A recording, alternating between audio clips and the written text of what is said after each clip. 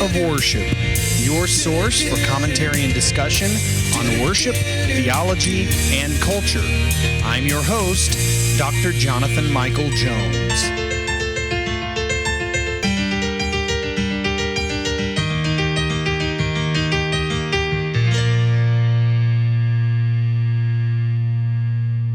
Hello, and welcome to the Act of Worship podcast. This is Dr. Jonathan Michael Jones.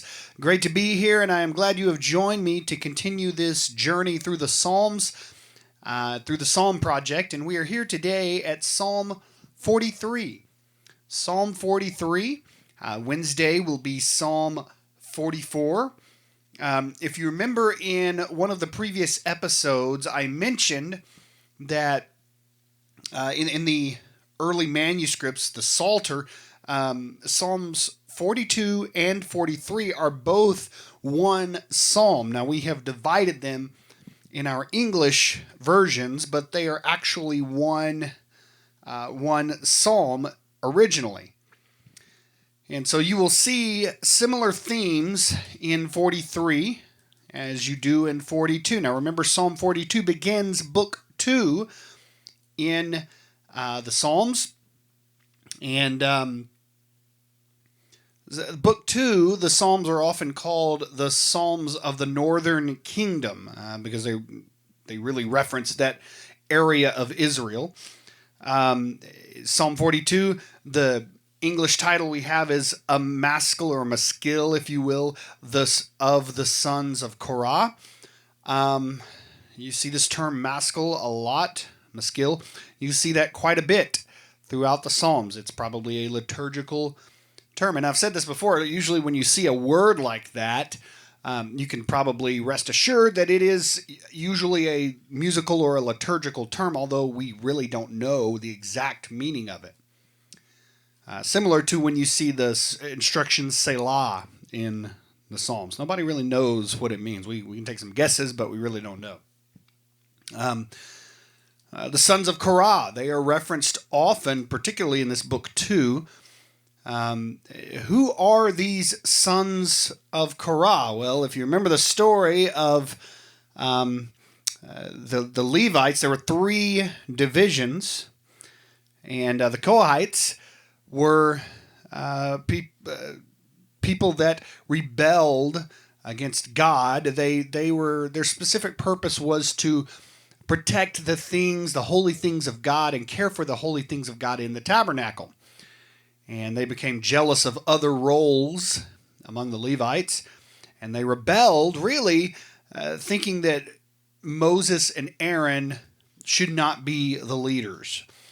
And so God told the people of Israel to stand back from them, and the earth opened up and swallowed them. And Korah was one of those who rebelled and who was swallowed up in the earth. And so the sons of Korah, perhaps they were too young, or perhaps they just did not go along with the rebellion, but they were spared. And so many times you see this sons of Korah referenced throughout the Psalms. And so they are referenced here in 42 and subsequently in 43. And so here we are in Psalm 43. Let me read the passage. It is a short psalm. My commentary will be short, and the psalm itself, the musical setting, is short. So here is Psalm 43. Vindicate me, O God, and defend my cause against an ungodly people. From the deceitful and unjust man deliver me. For you are the God in whom I take refuge. Why have you rejected me? Why do I go about mourning because of the oppression of the enemy? Send out your light and your truth. Let them lead me. Let them bring me to your holy hill and to your dwelling. Then I will go to the altar of God, to God my exceeding joy. And I will praise you with the lyre, O my God, my God. Why are you cast down, O my soul? And why are you in turmoil within me? Hope in God, for I shall again praise him, my salvation and my God. So the psalmist here begins with a cry for vindication. Vindicate me and defend my cause. These words are technical legal term that give the psalm a judicial setting. And so you see this quite often in the Psalms. The psalmist will question God and cry out for justice. Old Testament scholar Michael J. Rhodes recently tweeted a glimpse into his research on the top 25 Christian songs. A lot of times churches get their repertoire for what they sing from the CCLI Top 25. And after spending months of studying the Psalms, here are his main insights that he gleaned from looking at these top 25 songs. Justice is only mentioned once in the top 25 songs. And in contrast, the Hebrew word for justice, mishpat, alone can be found 65 times in 33 different psalms. The poor are completely absent in the top 25, and we've already seen, even up through Psalm 43, that the poor are referenced quite often. By contrast, the Psalter uses varied language to describe the poor on nearly every page of our English Bibles. The widow, the refugees, and the oppressed are completely absent from the CCLI Top 25. The orphan gets 2 mentions, one occurrence of which appears to refer to a spiritual orphan, not a literal orphan.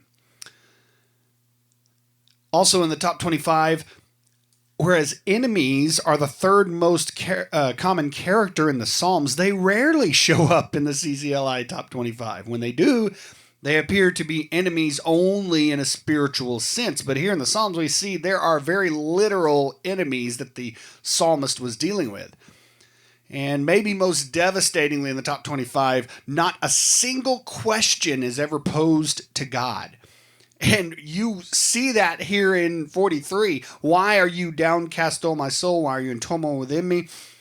And he questions God. Why do I go about mourning? Because of the oppression of the enemy. This type of question is very common in the Psalter. Prick the Psalter and it bleeds the cries of the oppressed pleading with God. And it's completely lacking in the CCLI Top 25. And why do I say this? The Psalms should serve as a model. In my doctoral thesis, I submitted that the Psalms should serve as a model for prayer, but they should also serve as a model for the musical repertoire we use in our local churches.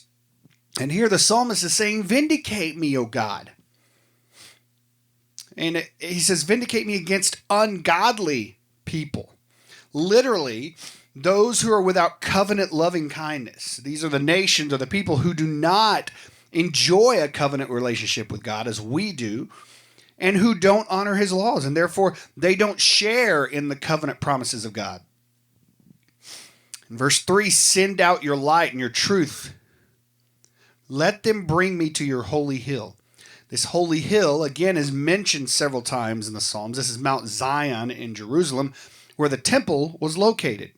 This is God's firm mountain, and it's to be contrasted with the turbulent waters of chaos that we'll see. For example, in Psalm 46, we haven't gotten there yet, 2 and 3, "Therefore we will not fear, though the earth gives way, though the mountains be moved into the heart of the sea, though its waters roar and foam, though the mountains tremble at its swelling." So the firm mountain is contrasted with the turbulent waters of chaos.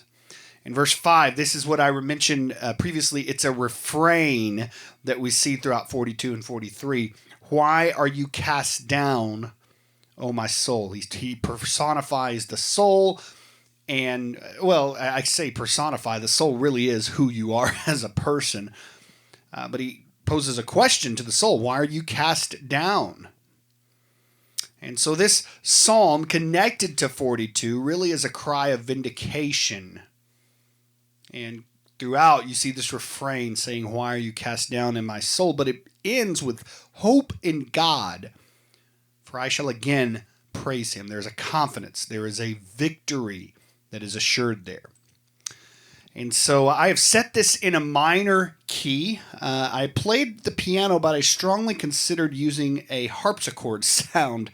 It actually would make a great sort of neo-Renaissance sound with maybe a harpsichord and maybe a recorder or something like that, it really would be a good sound for that. But you get to hear it today with just voice and piano. So here is Psalm 43. Thank you for listening today to the Act of Worship podcast. This is Dr. Jonathan Michael Jones.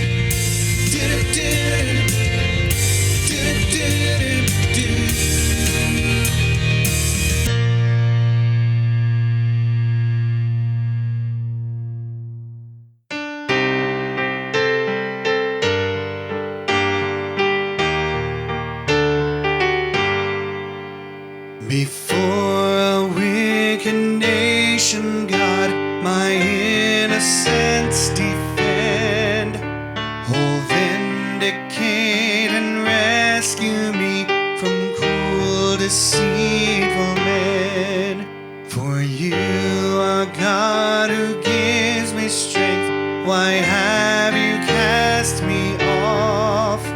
Why must I go about in grief while foes oppress and scoff?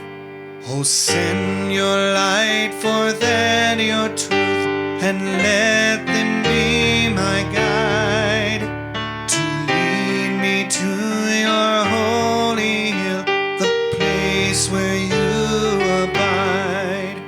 Then to God's altar I will go, to God my boundless joy, and in your praise, O God, my God, the harp I will employ. Oh, why are you cast down, my soul? Why so discouraged be? Hope now in God, I'll praise him still, my God, my help